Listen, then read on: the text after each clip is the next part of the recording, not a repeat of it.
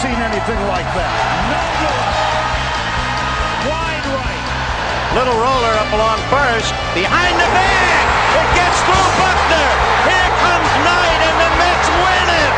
Oh, the band is out on the field. He's going to go into the end zone. He's going into the end zone. The Bears have won. The Bears have won. Oh, my God. You believe in miracles? Yes.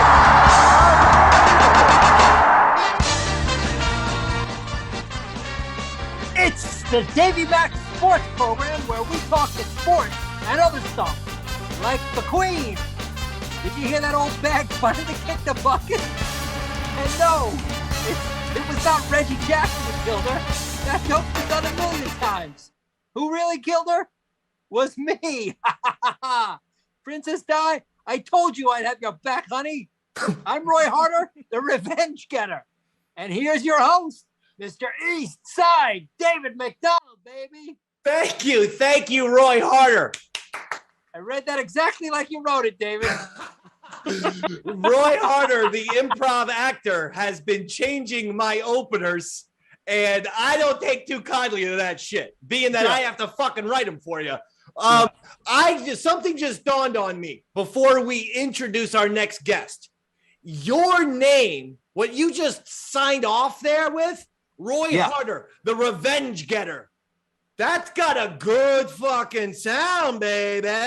That's got a nice wrestling championship sound at it. I like Roy Harder, the revenge getter. That's got a nice ring to it. You're right, David. Well, now I know I gave it to you, but maybe make some t-shirts, maybe sell some shit, maybe create a music album for yourself. Roy Harder, the revenge getter, strikes back, some kind of shit like that. All I ask for is 92% of the residuals. Okay. But really, where your name would work perfectly for is for the great sport of professional wrestling. And tonight's special guest star comes from that very kingdom. Ladies and gentlemen, the former IWF heavyweight champion of the world and one of the most powerful IWF wrestlers in IWF history. His name is the Master of Chaos, Kevin Knight. I would like to say it's a pleasure to be here, but it's not, so I can't. I don't blame you. I can't blame you after Roy's madness. If he wasn't on the show, you might have something cooking here, Dave. But especially after that intro. Right? So all these years, Roy, you were waiting. So I didn't know that you had a fondness for Princess Diana. And that you were plotting your revenge on Queen Elizabeth, who, by the way, Roy, just to make matters clear, Queen Elizabeth did not actually murder Princess Di. Oh. Is that true, David? It is true. So if you did poison the Queen, you're a murderer, not a revenge getter. You're Roy Harder, the goddamn murderer. That's got a nice wrestling ring to it, too. Well, we know how much Roy despises when the general public mourns over the passing of a celebrity or public figure that they've never met.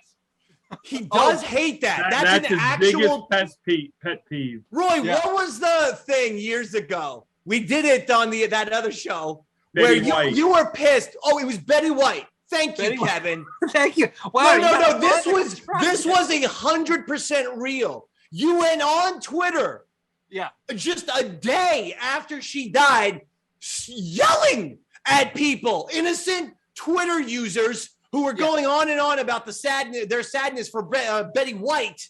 Yeah. And you just fucking destroyed them because your claim was what? They don't know her personally, so they shouldn't be this upset.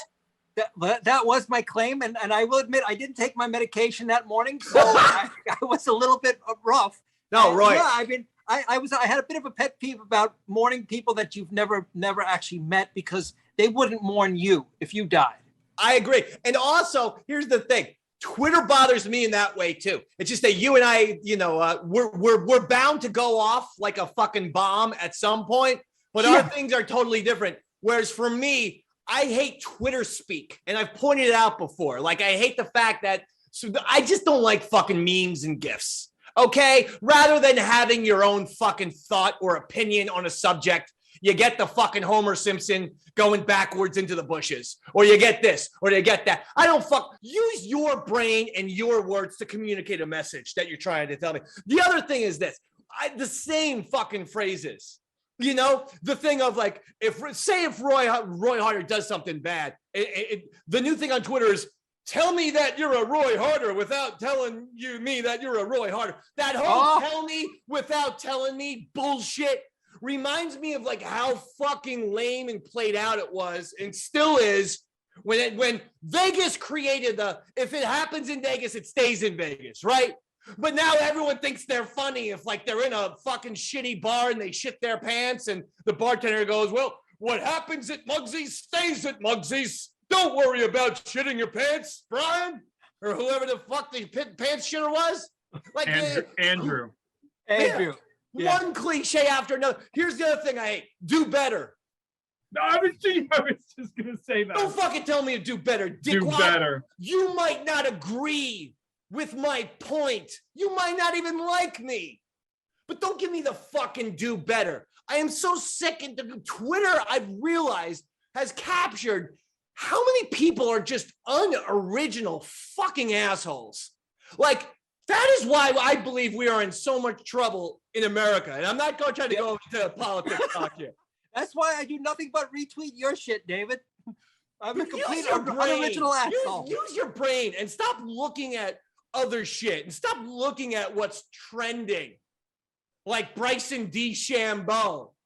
Because he was trending today on Twitter and I had to check it out. I don't even know what that means, trending on Twitter. I heard the term. I just don't know how how to trend. Topics are popular. Okay. I've trended once or twice, believe it or not. The one time I was threatening to throw you out of a window in New York City. We got a tiny little trend. We were 19th in the Big Apple area. Wow. Yeah. Yeah. It said, Dave's going to kill Roy. That was the hashtag.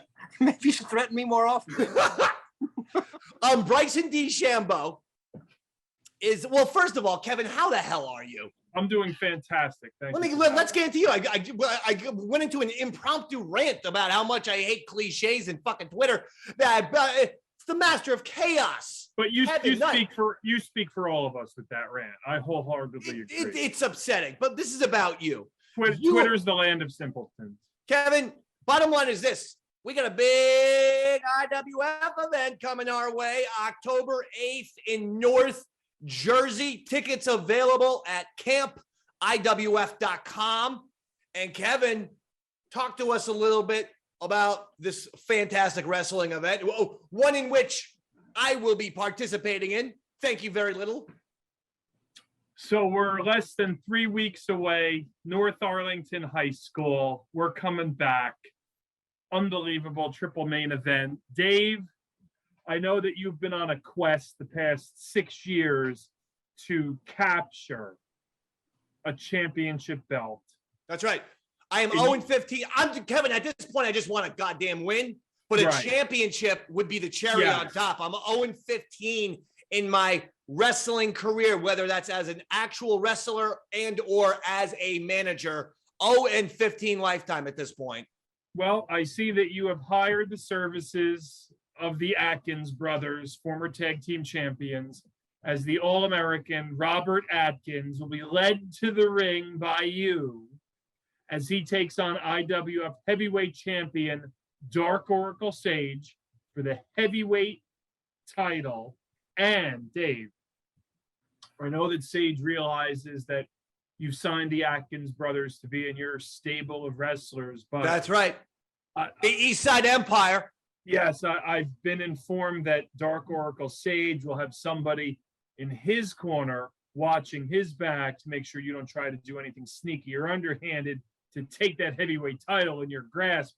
And that man is somebody that you still haven't gotten over the fact that he defeated you in a wrestling match. The not legend, me, David. No, it's not you. It better not be who I'm. It better not be who I'm thinking of, Kevin. And his name better not start with the G, Kevin. It better not be who I'm goddamn thinking of, Kevin. It's Gillberg. Son of a bitch, Kevin. His name starts with a G. Yes. Yeah. It's Gillberg. I gotta fucking fight that guy again. That It is loudmouth. Gillberg. Yeah. That old loudmouth. Yeah. That old piece of shit loudmouth keeps fucking talking, flapping his guns. He never shuts up. He just keeps on talking. The runaway sentence, run-on sentence. No periods, no commas, no bullshit. It's fucking runaway fucking talk central over here with Gillberg. Talk. Let me tell you something, Gillberg. You know what? Let's recap. Maybe we should refresh people's memories. The last time I faced Gillberg in the ring. Robert, do you have the video? God damn it. This is me and Roy Harder. I had to get in the squared circle with Gillberg. Roy Harder was in my corner. This happened in North Jersey a few years ago. Things did not go the way I wanted to. Here's the video. This guy should be in a nursing home, not a wrestling ring.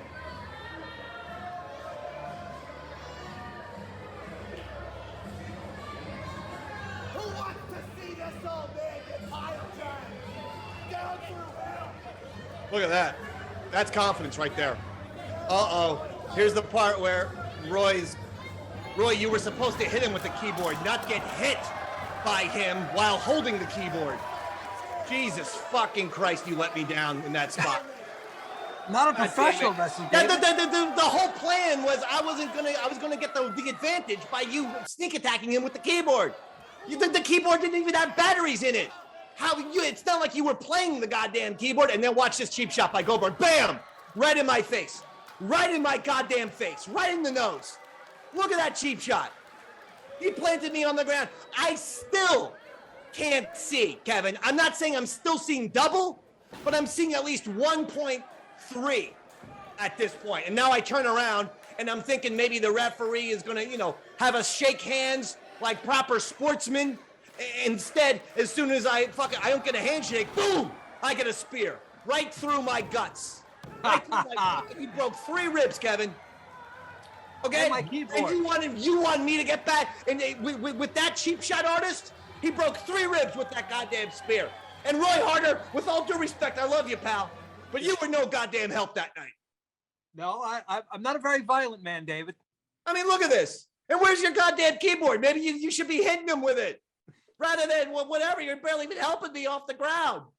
And then some little kid in the front row just told me I suck. He said, you suck. Look at all these kids. All of them are telling me you suck. You suck. Yeah, he broke my beard too, David. They broke more than my fucking beard, Roy. They broke my goddamn heart. Okay, I was expecting an up and up, clean goddamn confrontation. No, that's enough. We don't need to. Thank you, Robert. I was expecting a fucking, a competitive, fair fight. Sure. Did I get out of line a few times?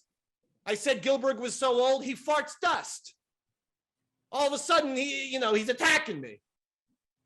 I said that I was going to break Gillberg's arm off and then brush his own teeth with it. Like I was a fucking Chewbacca the Wookiee. And what? That's offensive?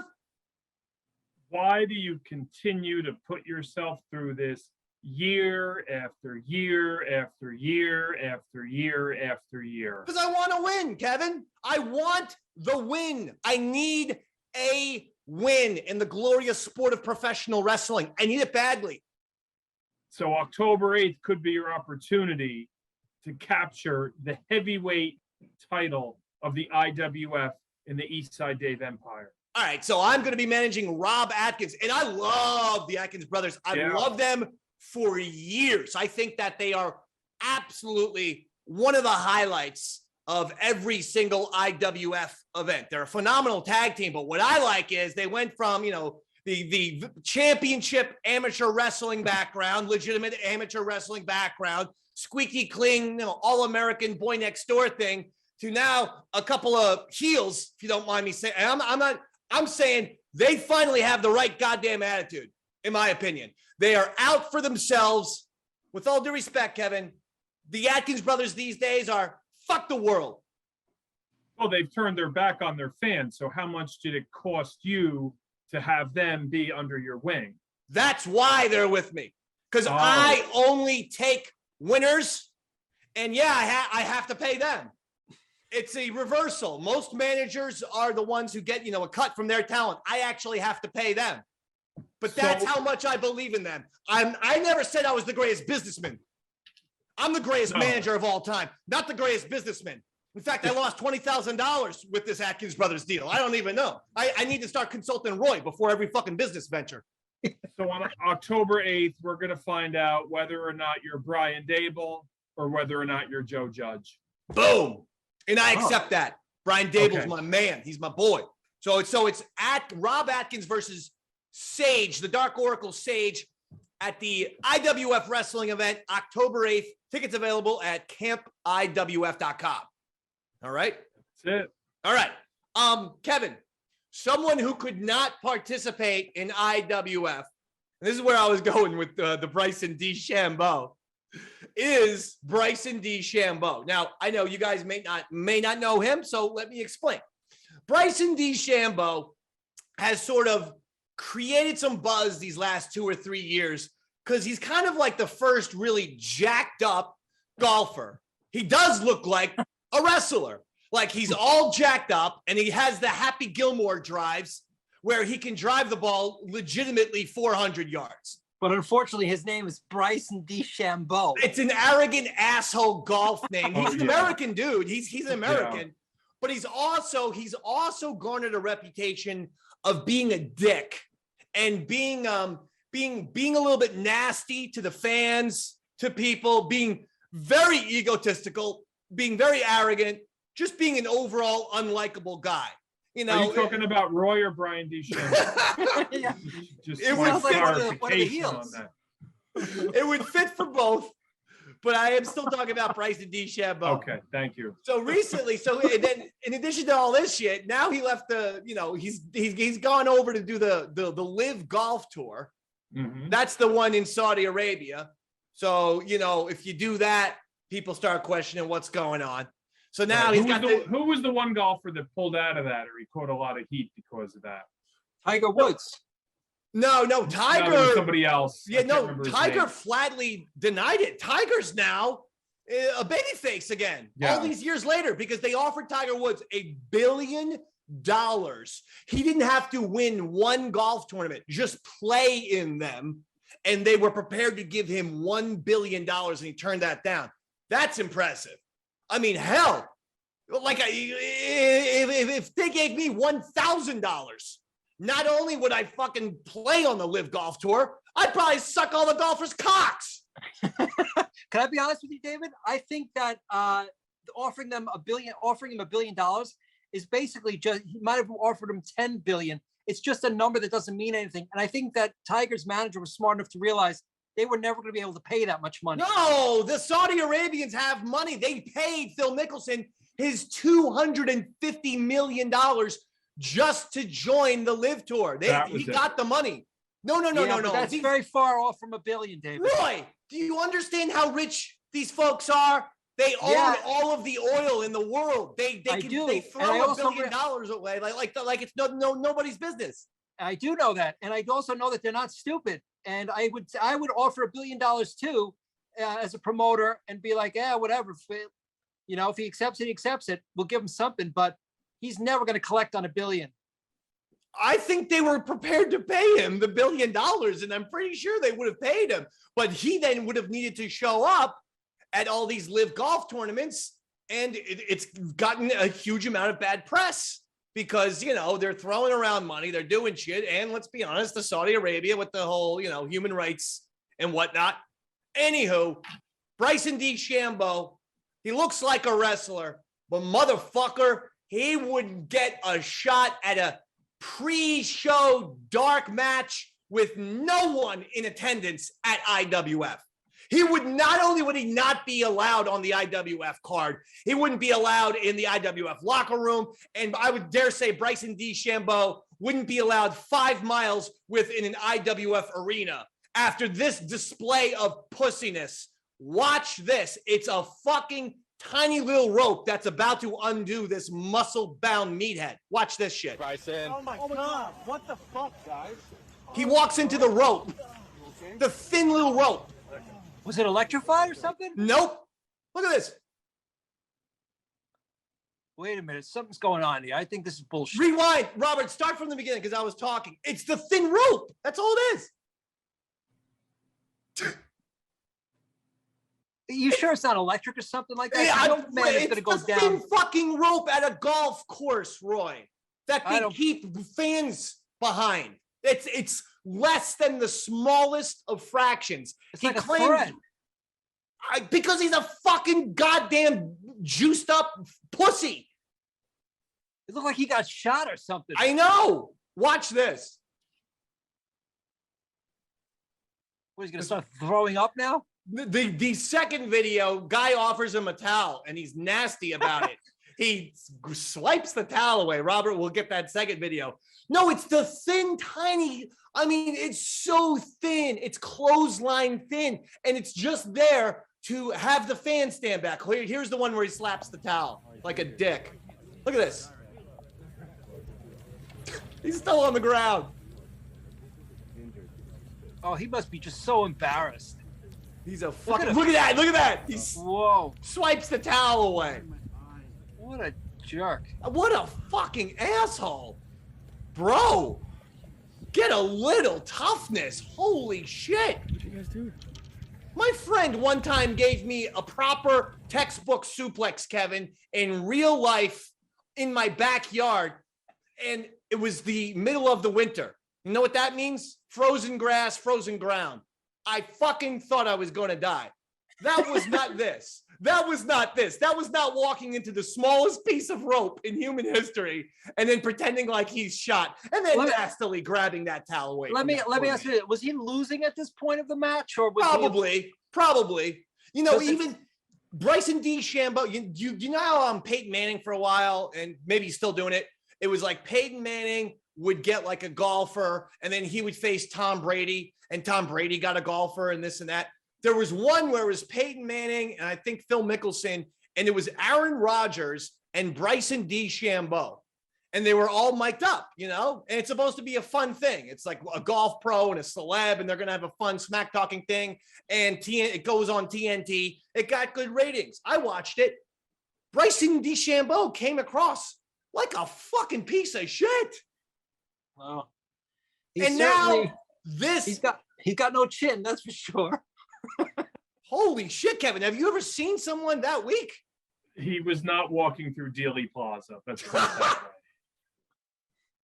That's where JFK was assassinated, Roy. Yeah, I know. Well, although the reactions were very similar between Kennedy and Bryson DeChambeau, hard to tell the difference which one got hit with three rifle shots. Listen, when you're shot 9 times by 2 CIA agents, yes, you're going to react a lot differently than walking essentially into a piece of yarn. Right. But and thinking that your fucking eyes have been gouged out by the mountain from Game of Thrones. Yeah, I was just waiting for Jackie Kennedy to come and pick up the brain matter, the pieces of skull off the ground after he went into that rope. What the fuck is wrong with that guy? All those weights that you lift and the fucking weightlifting, and you walk into that and you fall down, and he was throwing out F words. He was going like, what the fuck? The fuck is it?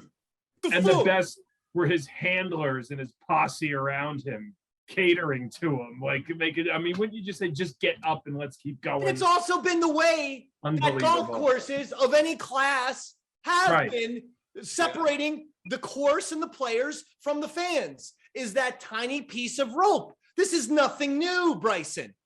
At every golf course. At every golf tournament. You got that tiny piece of rope. What the hell is this? I don't like this guy, David. I just don't like him. I know someone who you do like.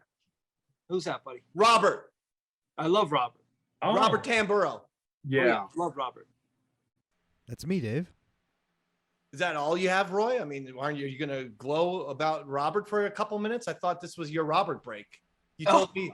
You told me before the show you wanted to brag about Robert. How special. I'll brag about. I could brag about Robert for 2 hours if you want. Well, we've got the time, Roy. I saw his comedy act again last week, and he blew away everyone, even Bobo. I'm not surprised.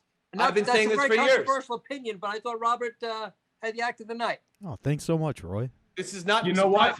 I've been saying this for years. I saw the act 2, and after seeing it, I only think there's one thing Robert should cut: his throat. Oh, Kevin. Robert, he's just joking. Well, Robert takes things sometimes seriously. Yeah. More serious than I do, Kevin. metaphorically speaking.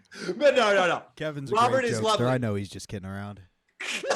Robert is very fantastic. But the one thing that I like is knowing that Robert's a Browns fan, because now I am on Sundays, in addition to watching my Giants, I'm very invested in Robert's Browns, and I'm invested in how much of a shitty season and how much they can suck. And that also gives me almost as much joy as seeing the Giants actually win, the team that I have supported since I was 5 years old. Robert, they had Joe Flacco playing against them in the fucking Jets, and they shit the goddamn bed with such a fucking choke job on this past Sunday. Explanation, please, Robbie. The Browns are back, baby. And God, do I love it. That is what it means to be a Browns fan. You have hope until the last possible second when Joe Flacco steals you and rips your throat out. Let's be honest. Elite quarterback Joe Flacco is the one to do it to him. Joe Flacco should have retired 2 years ago. I'm like, a lot of people are always like, when you bring up certain players, you're like, that guy's still in the league? And Joe Flacco is one of those players to me. You're like, Joe Flacco? Yeah, Joe Flacco beat the Browns. Robert. I love it, Dave. It is so good to have the old Browns back. See, a lot of people think being a Browns fan is about wanting the Browns to win, and they're wrong. Clearly, those people have never been to Cleveland, Ohio, because people in Cleveland like to be miserable. That's why they live in Cleveland, Ohio. So rooting for a team like the Browns is supposed to be easy.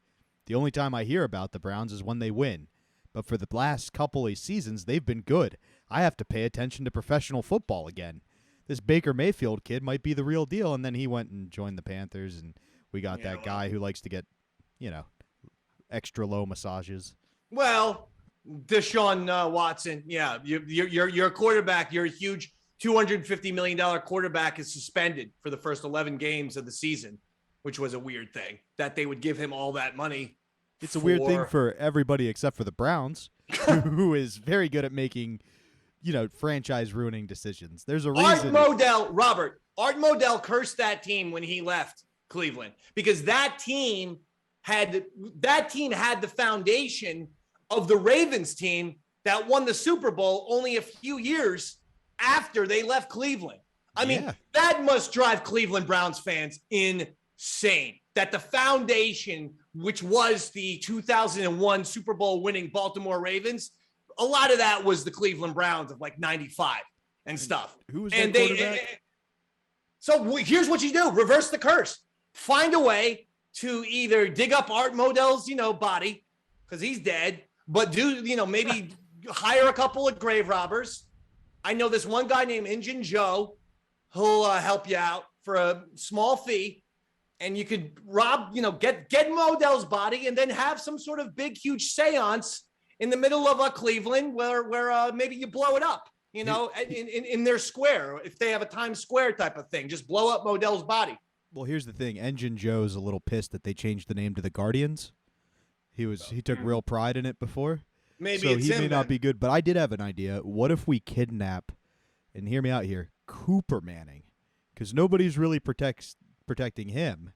We take his DNA and we get the next quarterback, right? We just raise him in Cleveland. We make a nice little clone, maybe like him and Hope Solo, that female soccer goalie who's super athletic, and then we just, from birth, all of a sudden there's like, oh, this guy wants to try out for the Browns. Who is he?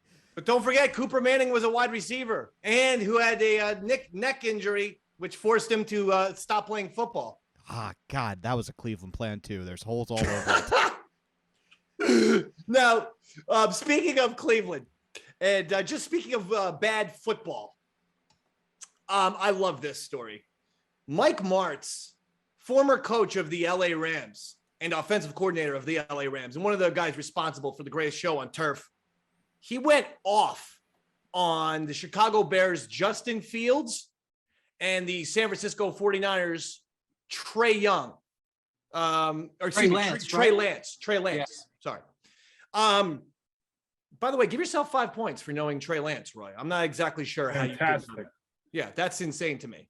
But he went off on those two guys. And you don't hear football people like crushing people like this. Usually you hear stuff like, well, you know, he might be athletic, but he's got to improve the accuracy. Or, well, you know, he's having some completion percentage issues and things like that. You don't hear someone just straight up say, this guy's bad. It's his, he talks very bluntly for a guy who coached in the NFL. He's no longer coaching now, but he, you know, he's a serious guy. Robert, do you have this? I know this, he can only go up. He can only get better because you can't get any worse than what he did today. I'm just shocked at the Bears. I mean, they took this quarterback, they went up and spent a lot to get him, and he was less than remarkable would be the kindest thing that you could say about him. I don't know if I've ever seen such a bad performance by a quarterback in his opening performance of the season. Like, he was just completely awful. He really deflated the football team with his performance. They just, you know, when you get a quarterback, they can't do anything at all. And defensively, you shut them out basically for a half. You kind of lose hope. You know, right now they're a team without hope. I want their eyeballs. Yeah, I've never seen anything about this kid that was encouraging at all. He really has to plan himself to make a good throw. He's not a quick decision guy. Everybody's shot in the rear about him being a mobile guy making plays with his feet. He looked like a fullback stumbling around trying to run the ball to me. I mean, he's not Lamar, you know, so I don't know what he is. He's not particularly a good guy running with the football. And based on what I saw today, I mean, he missed two guys completely by themselves. I know he's in the ring, but your quarterbacks do that. You make those throws. I know this, he can only go up. He can only get better because you can't get any worse than what he did today. I've never liked him. I still don't like him. I don't know. I'd like to know what he does so well because he's not a great passer, doesn't have good skills, takes a long time to set himself and throw the football, misses easy throws, and he's not particularly a good runner. Other than that, he's a hell of a player. I know this, he can only go up. All right, there you go. Thank you, Robert. Other than that.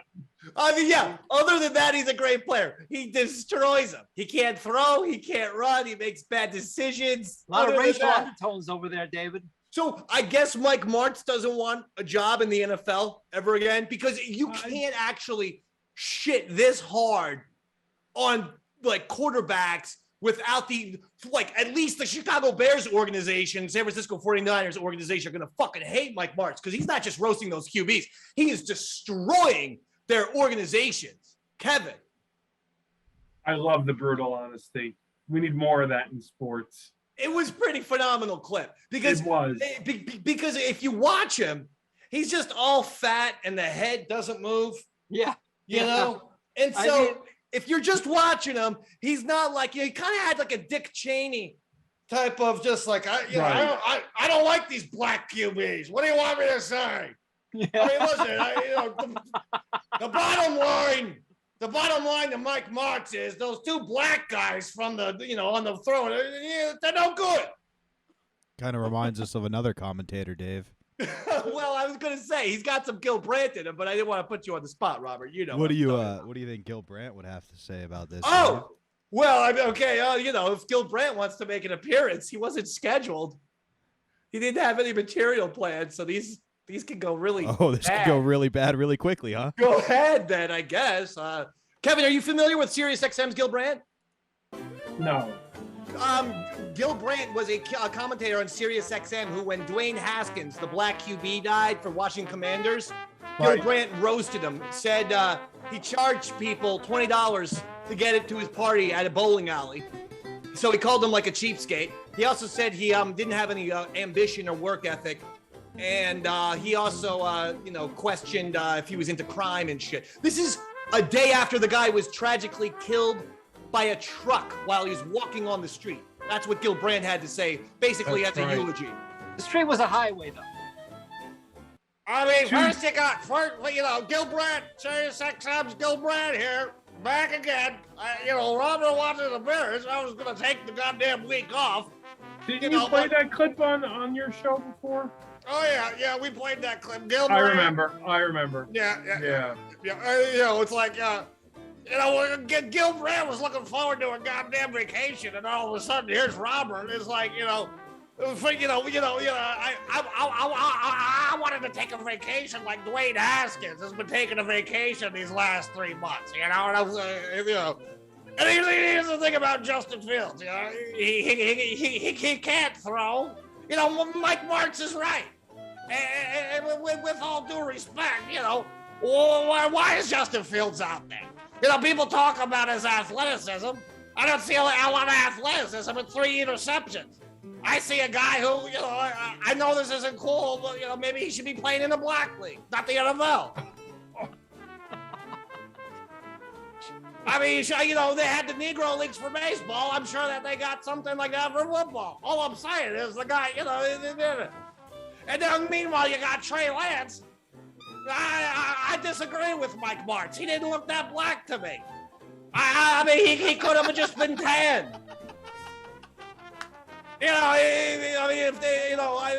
Martz lumps everybody, together who's got a tan more than him. Well, I mean, Jesus fucking Christ. Any, professional wrestlers more tan than Mike Martz doesn't mean they're all black. I mean, look at Kevin Hunt. He's a tan guy. He'll be tan by October 8th. I'll tell you that much right now. And the thing about Trey Lance is he looks more Hawaiian to me. Now, don't get me wrong. It's not that I trust Hawaiians. They're always, climbing the goddamn, trees, eating coconuts rather than keeping their goddamn, heading to the game. You're scampering up a fucking tree instead of concentrating, on the 4-3 defense. Gil, you might want to wipe your chin. Hey, people talk about Trey. You know what Trey is? It's Spanish. It's Spanish for I suck. The thing about Trey Lance is, let's not put him with Justin Fields. Justin Fields, listen, I'm not saying he's going to get hit by a truck, but if he keeps acting this way, I could envision, Justin Fields charging people for a party at a bowling alley. Here's the point. You're going to throw a goddamn party at a bowling alley. Don't charge me. I'm coming to your goddamn party at a bowling alley. I brought a little present, and you're charging me $20 for it. And I just think it's all wrong. And I think the world would be a lot better if we went back to the way it was, 38, 39. People, everyone had their own schools and their own, places to live. Then you know what? I'm Sirius XM's Gillberg. Fuck you, America. Gil, you're dribbling on yourself. Oh dear. Wow. Well, Kevin, it's Eastside Dave again, and thank you for coming back. Yeah. You're still in black and white. I am. Watch this. Ready? Oh, you just time traveled. Boom. See? Okay. I touched my head. I like the metamorphosis. Wait, Dave. But, what happens when you touch your head? Like that. It just went like that. See? And then color. Boom. See? See how that works? Magic. See how that works? Yeah. Yeah, goddamn, yeah. That's what the Davey Mac Sports Program is, Kevin. That's it. It's magic. Now, Kevin, October 8th, yes. CampIWF.com for tickets. What will Kevin Knight be doing? Have you found an opponent? Will you be in action that night? Since my tag team champion partner was crippled at the hands of your Atkins brothers. That's right. When they broke his nose and gave him a concussion last November at North Arlington, and he was bleeding all over the place. That was an unbelievable match, Roy. We loved that match. So I'm putting 2 and 2 together here, and I would not be surprised if you had your deal put together with the Atkins brothers going back that far to last November. My business is my own, Kevin. So because I'm without a tag team partner as one half of the IWF tag team champions, because I lost my partner due to no fault of my own or his doing, That's he was true. forced to retire due to injury, the person I'm picking to help me defend the IWF Tag Team titles is none other than Mr. USA, the WWE Hall of Famer, the Bodybuilding Hall of Famer, Tony Atlas, and we'll be defending those titles in North Arlington, New Jersey, October 8th. So don't think that you're going to have the heavyweight title and the tag team titles, Dave, because it's not going to happen. That's a fantastic announcement, though. So, Mr. USA, Tony Atlas. By the way, both Tony and Gillberg, who I've had issues with in the past. Oh, yeah. I also got beat up by Tony Atlas after we had a bodybuilding pose down in which I was here to show off the guns. Tony Atlas just decided, listen, I did stumble accidentally. Me and my bodyguard, personal trainer, Vinny, stumbled accidentally into Tony Atlas's back. He took it the wrong way. Next thing you know, he's headbutting me and he's hurting me and I'm seeing stars.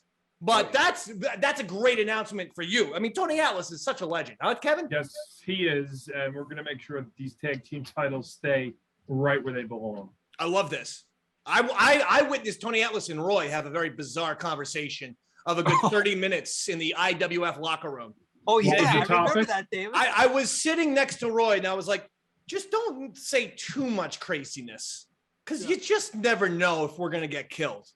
Yeah. See, I advise Roy, Kevin, of all and I barely know anything, but Roy really has no wrestling locker room etiquette. And I'm just like, if you see two guys and they seem tense and they're talking, you don't stare at them or just walk somewhere else in the building. Advice. Yes, though these things happen in all sports. Sometimes people, there's a little friction. Well, because I saw one time there was a little friction between two people. We'll keep their names out of it. And Kevin, you could see Roy, Davey back. Look at these two guys. They're gonna get into a fight. And I'm like, Roy, Kevin is going to kick us out of here. Well, here's what happened with Tony Atlas. He just looked at me and said, "Did you vote for Trump?" And I basically just said, "I didn't vote. I didn't vote for anybody. I don't like anybody." But Tony Atlas, yes, and Roy talked for 30 minutes about American politics. And both of them were trying to out crazy the other. I just heard one insane point. And it's the truth. I just heard one more insane point, one after another. And I wasn't sure who was working who. It felt like Tony Atlas was working Roy to get Roy to say crazy shit. And then at times I felt like Roy was working Tony Atlas to get Tony to say crazy shit. It was the fucking craziest thing I ever saw. I tell you, Roy, if I kick the bucket, you and Tony Atlas got to do a goddamn podcast together. He headbutted our heads together. Remember that, David? Yeah, it's a double noggin knocker. He didn't headbutt our heads. He double noggin knocked us. Noggin knocked us. Double noggin knocker. I forgot the technical MMA term. Well, that's important. You and I are professional wrestling broadcasters. In fact, next month, IWF on WRAT returns. We decided to take off September. We've all been working hard. Lots of things. And there's no worries with that. We're allowed. We are very much allowed. But in October, IWF on WRAT. That's my morning radio station, WRAT 95.9 FM. And once a month, Roy and I do a match for IWF. And we are going to be doing a bunch of those in the next coming months. It's going to be fantastic. Back in October, IWF on WRAT, Kevin. Wrestling on the Rat. Wrestling on the Rat, Kevin. Here we go. Now, so the Giants are 2-0, baby. 2-0. Okay. Meanwhile, the Yankees, and listen, we'll get to Judge afterwards, but the Yankees lose 2 out of 3 to the Milwaukee Brewers. This Frankie Montas character that Brian Cashman traded for, the guy from the Oakland A's who was 4-9, and I know people are going to be, win-loss records mean nothing. Shut the fuck up with your win-loss records mean nothing.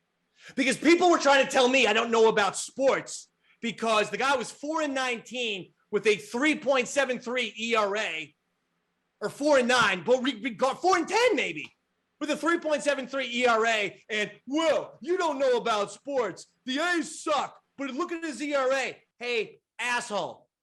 Here's the problem. You do realize that the Oakland A's pitch in a fucking football field. Most foul ground territory in all of baseball and gigantic fences. ERAs are always down. It's the opposite of Coors Field. So ERA in Oakland means dick to me. Also, I'm not one of those guys who just throws out wins-loss records. You know why? Because sometimes on a shitty team, you need to be the guy who gets the team that win. Maybe they lose 4 out of 5 games on a weekly basis. But if you're a fucking ace on that 5th game, that's when they win. No team goes 0-162. They win games. If you're really a fucking ace, that shitty team, even if they're shitty, they win when you're on the mound. Just ask Tom Seaver. It's not like his win-loss record sucked when the Mets did suck. So get over yourselves with, you don't know baseball.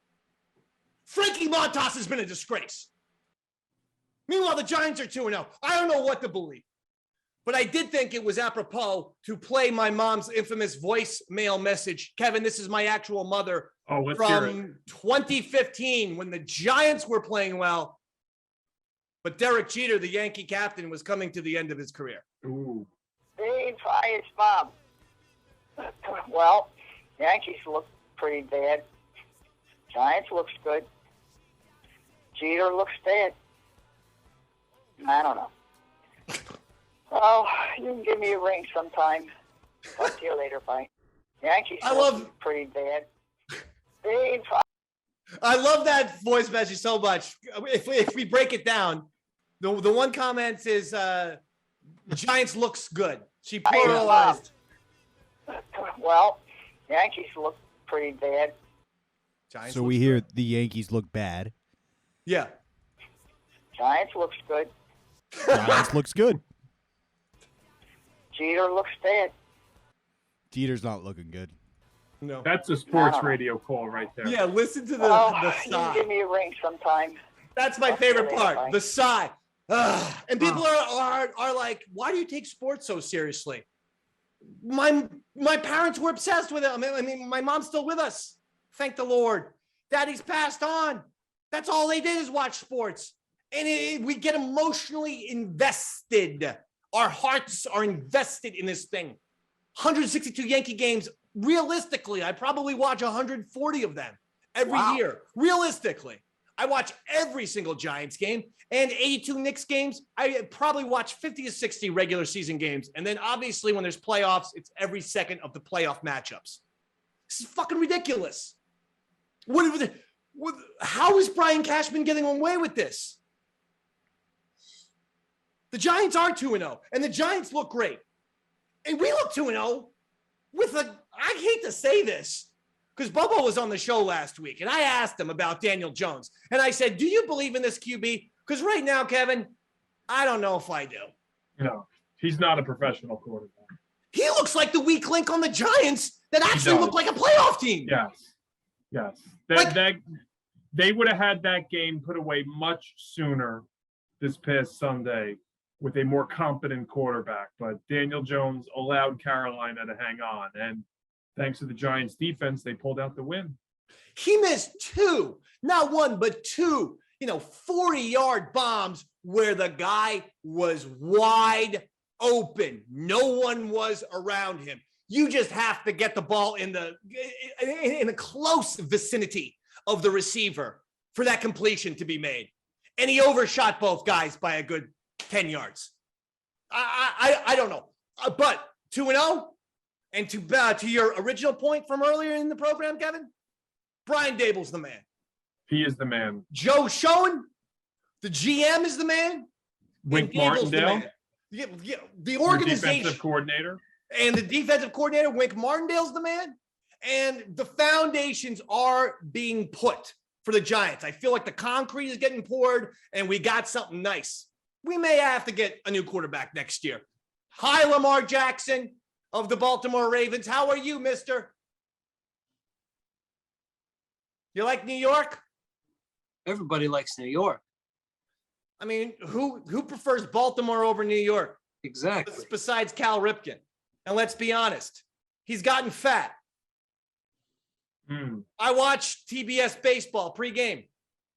Cal Ripken with the shaved head now because you know, and the weight gain. Are you allowed to say that? Listen, I don't know if I'm looking at Cal Ripken or King Kong Bundy, Kevin. Oh dear. Well, being that King Kong Bundy is deceased, I would say you're looking at Cal Ripken. Oh, that sucks. I didn't know. I did not know that. Atlantic City's own. Oh wait, I did. I wrote a memorial for him on WRT.com.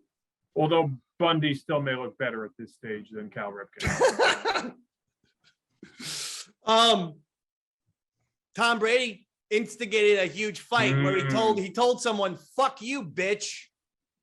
And this was in the Buccaneers game versus the Saints yesterday, and he said, "Fuck you, bitch," to one of the Saints, and then everyone got into a fight. And yet the only guy who got suspended was Mike Evans, a Bucs receiver. Brady got no penalty.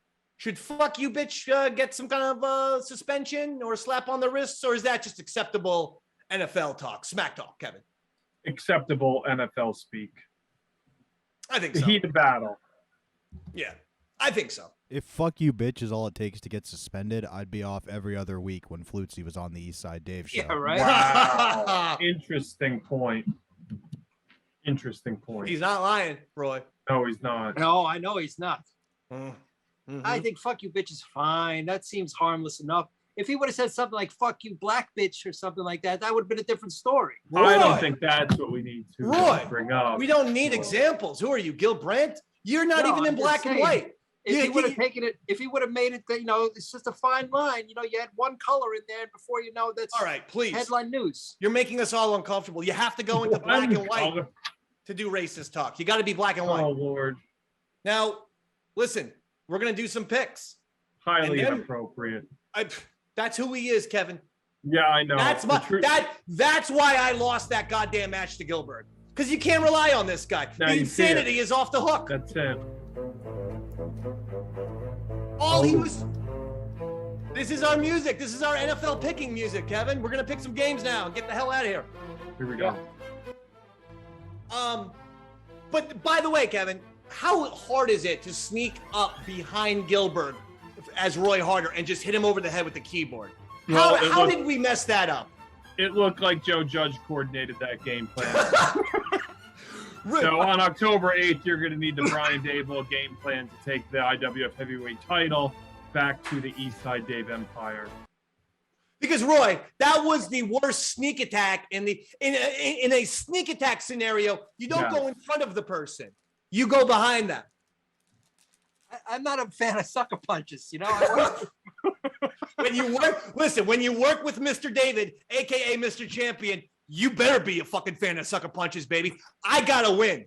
I'm at the desperation point. Now, I will see my guy, Rob Atkins, defeat Dark Oracle Sage for the IWF World Heavyweight Championship on October 8th. Ticks at campiwf.com. All right, first game, NFL picks. We are going to go with Steelers at the Browns on Thursday Night Football. I'm going to let Robert start this because Robert's a Browns fan. Steelers at the Browns, Dave?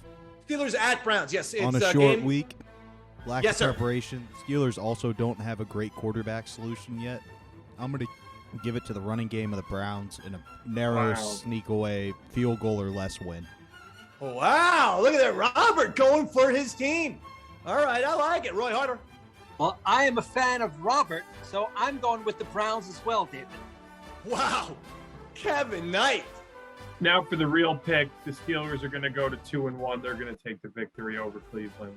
Yeah, I'm with Kevin. I've liked simply how the Steelers have competed this year. Both teams are 1-1, so it's not like, this is a slam dunk. But I've actually think that the Steelers have been surprisingly a little more competitive than I thought, with not a real standout QB. And I do think the Steelers will defeat the Browns in Cleveland on Thursday Night Football. Final score, Steelers 34, Browns 21. Next one, Chiefs at Colts. Kansas City Chiefs 2-0. Indianapolis Colts, one of the stories in the NFL this year. This is supposed to be a playoff team. They went out, the Indianapolis Colts I'm talking about. They went out, They got future Hall of Fame quarterback Matt Ryan. Okay, they have one of the best, if not the best, running back in the league in Jonathan Taylor. They have a fantastic defense. There are no excuses, and yet here sit the Colts at 0-2. Chiefs at 2-0. Roy Harder, you start first on this one. I'm going with the Colts on this one, David. Like you said, it's their time to shine, and things are going to turn around. I can hear that locker room conversation right now, and I'm going with the Colts on this one. Lock it in. Colts, Kevin Knight. I agree with Roy. There's going to be an upset. The Chiefs are ripe for the picking. It's going to be a Colts victory. Wow. I love it. I love these upset specials. Upset special time. I love it. Ding, ding, ding. Woo! Upset special. I'm just creating my own special effects, but I think that's something that maybe we'll do in the future. Now that yeah. Anyway, the game's in Indianapolis. Yep. Colts are pretty desperate for a win here. They are. Colts go to 0-3. I know there are 17 games in the season this year, so an 0-3 isn't as catastrophic as it might usually be, or it used to be in the past. But I can't pick against Patrick Mahomes. I call him my homie, and I'm the only one who said that. That's not on Twitter. Do better. That applies, because I believe plenty of people call him a homie. Nevertheless, Chiefs 37, Colts 17, continuing their awful season. Wow. Robert, who do you like? I'm with you, Dave, man. I think this is going to be a Chiefs victory, but for different reasons. Andy Reid's son is sober, so he doesn't have that distraction of his son, committing vehicular manslaughter via DUI. So I think he's a better coach, and he'll bring him to a victory. I think it comes down to coaching. All right, next one. How did that factor into the it's kind of like Jordan. The only person who could keep Jordan under 40 was Phil Knight. The only person who can keep Andy Reid from winning the Super Bowl is his alcoholic son. Yeah. He's had a tough life with the kids. Didn't Andy Reid lose his son to a heroin overdose? Yeah. Jesus. Yeah. That's tough. That's tough for you. All right, next game. Ravens at Patriots. Both teams 1-1. Does Bill Belichick still got it? Do the Patriots still got it? They look like shite in week 1. They did win in week 2. Kevin Knight, you start us. Bill's going to turn it around for the Patriots. He's going to lead them to victory. They're going to go 2-1. 2-1. All right, Robert. 2-1. Miami stole a game from the Ravens. I feel like Harbaugh they're going to come out fired up, but it may backfire on them. They're going to play a little too aggressive. The conservative play of Bill Belichick's going to bring them the upset special. Nice. All right, Roy Harder. Going with the Ravens on this one, David. For what reason? For no other reason than the fact that the letter R comes after the letter P in the alphabet. So wouldn't that put the Patriots ahead? No, because they're at the second, so they're going to be 2-1. So that means the Ravens. Hold on 1 second. It was a big mistake to ask a follow-up question to a crazy person. Yes, it was. I shouldn't have. Just move on, Dave, man. The bottom line is Lamar Jackson is a future New York football giant. And as a result, I am paying attention to his season very closely and rooting for him. It's going to be Baltimore Ravens 28, New England Patriots 24. Next one, I'll start this one. Rams at Cardinals. LA Rams at the Phoenix Cardinals. What a crazy win for the Cardinals the other day. They recover a fumble in overtime, bring it down the field for a touchdown and win the game. It was nuts. The Rams coming off a Super Bowl. They are your defending Super Bowl champions. 1-1. This is a close game. I just, for some reason, like the Cardinals on this one. I think that the victory that they had on Sunday is going to kickstart their season this year. Let's not forget, this is a team that had a shitload of victories last year. And I think that the crazy-ass win on Sunday will really, truly kick off the Cardinals season. So I say Cardinals 35, Rams 31. Roy Harder. Going with the Rams on this one as well, David. And I'm not going to tell you why. Okay, thank you. Thank you for your football analysis. Kevin Knight.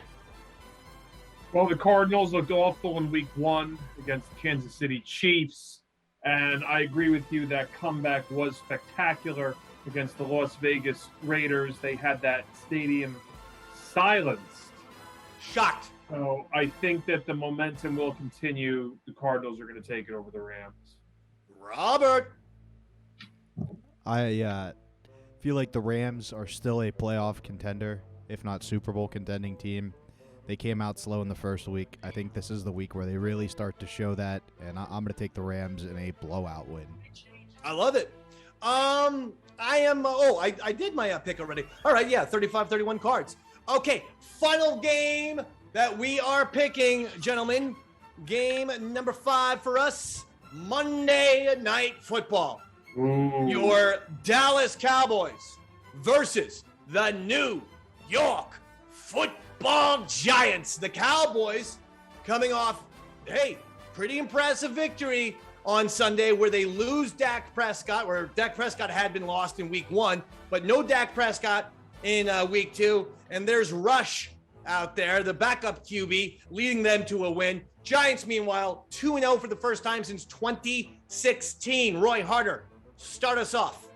David, there's no question in my mind that the Giants are going to win this. As a matter of fact, I'm giving them my golden buzzer. I predict the Giants are going straight to the Super Bowl. I want to thank you for the fact that we're going to get sued by Simon Cowell now and the America's Got Talent people, because that's where the golden buzzer came from. So thanks a lot. How about a bronze buzzer? Okay, to the bronze buzzer. Kevin Knight. The Giants are going to continue going from worst to first. Oh, yeah. Make it 3-0 for the Giants. Monday Night Football in Big D. And Jerry Jones will be shown in his luxury box, sitting there like he always does. Oh, wait, this is at MetLife. But is it MetLife? Yes. Oh, then it's a no-brainer. Definitely, John. Boom. Look at Kevin. Definitely. All right, Robert. What I think's awesome is this game's really going to come down to a battle of 2 former Nittany Lions in Saquon Barkley and Micah Parsons. And my money's on the younger, more athletic Micah Parsons. I think Saquon's a little older, a little more beaten up. Cooper came out playing real hard. I think he's going to carry this team, and people are going to be saying Dak who by the end of this week as they blow out the Giants 35-3.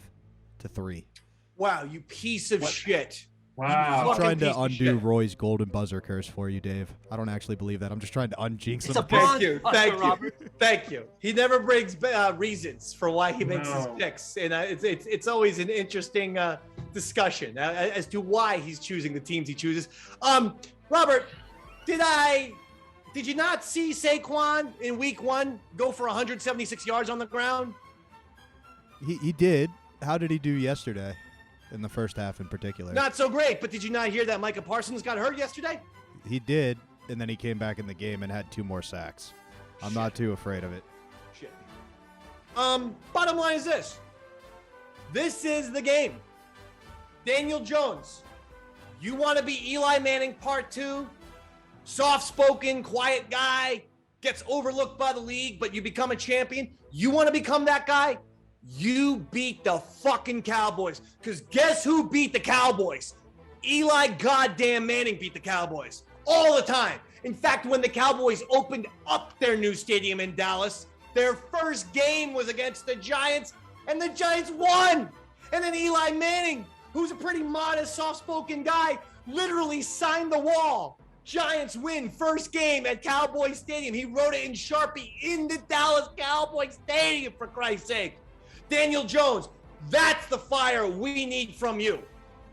I'm thinking you might have a little something, but don't make me look like a jerk. Giants 27, Cowboys 24 in a classic game, back and forth, but Graham Gano is going to kick a field goal late in the game to give the Giants the victory. And those are your Davey Max Sports Program Week 3 picks. Well, guys, it was an exciting show. We're done. That's it. That's it.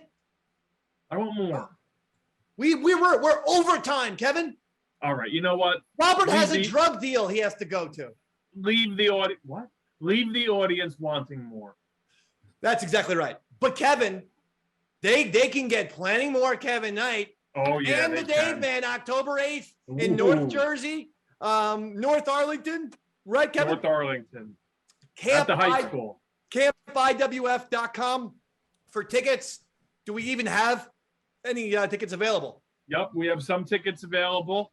So act now if you want to join us there. Gillberg, Mr. USA, Tony Atlas, Dark Oracle Sage, myself, the Atkins brothers, Casey Bonilla, All-Star Michelle D. We'll see you there October 8th, North Arlington High School in Bergen County, New Jersey. I can't wait. Some amazing talent in IWF, and it's just a fun night out. Just look at it like that. It's a fun, entertaining, action-packed night out, and you're going to have a great time. Everyone always does. Kevin, we got to thank you, man. You're the best. The master of chaos. Thank you for having me on. The master of chaos, Roy Harder. And he's going for a big tag team championship match on October 8th, Roy. Before we go, one last pick from Roy Harder. Does Kevin retain his tag team championship? Oh, man, I hate putting myself on the line with the wrestlers, man. You know that, David. Well, you got to do it. But I'm going with Kevin on this one because Kevin is the man standing right in front of me. Well, we all know the history of Roy's pick, so I'm going to bet the opposite of Roy's pick. So I'm going to put $250 on myself to lose August 8th. So, Roy, I'm going against your pick. Hold on. If Kevin's doing it, I'm going to DraftKings right now. Yeah, I would too. Yeah. Right now. I would like to put a plug in for my gig this Saturday night with the Pie Tasters doing a booze cruise around New York City. If you're in New York and you're a fan of ska and you're a fan of booze, jump on the boat with us. Yeah, I've said it before and I'll say it again. It's I've been on a Pie Tasters booze cruise. It was the most insane drunkenness drunkest I've ever been in my entire life, but it was fantastically fun. Oh yeah, it was. You are invited as well, David. I know. I believe I have my kids on this Saturday and pretty much every Saturday in perpetuity and Sunday. Bring them along. Yeah. Not on this cruise. Not on this one. This ain't no Disney cruise. Yeah, this is it. Robert, anything. October 8th, there's a show. Me, Gino Bisconti, Kevin Dombrowski, and hosted by Reverend Bob Levy at Brennan and Levy's Comedy Loft, located at Casey Ray's above the Landis Theater in Vineland, New Jersey. Go to Casey, www.k as in Casey's, A-Y, C as in chapter, E as in elephant, E as in elephant, RAYS.com for tickets. Excellent day. Fantastic. I didn't spell the Pie Tasters, David. Does that mean no one's going to show up at my gig? They know how to just spell pie and taster. People actually know what the Pie Tasters are. Listen, it's been a good one. It's been an honor, ladies and gentlemen. It's been an honor to be talking with you. And I want to say good luck on your match, Kevin, even though you got Tony Atlas, Mr. USA, who didn't take kindly to me accidentally bumping into his back. Yeah. See that match on YouTube, Eastside Dave TV or IWF YouTube. But Kevin Knight, you're the man, and we will be talking to you. You got it. Absolutely, we love you, and we'll be talking to you again. And Roy Harder, thank you as always. And Robert O, thank you as always. And my name is Davey Mack. This has been the Davey Mack Sports Program. Good night, everybody.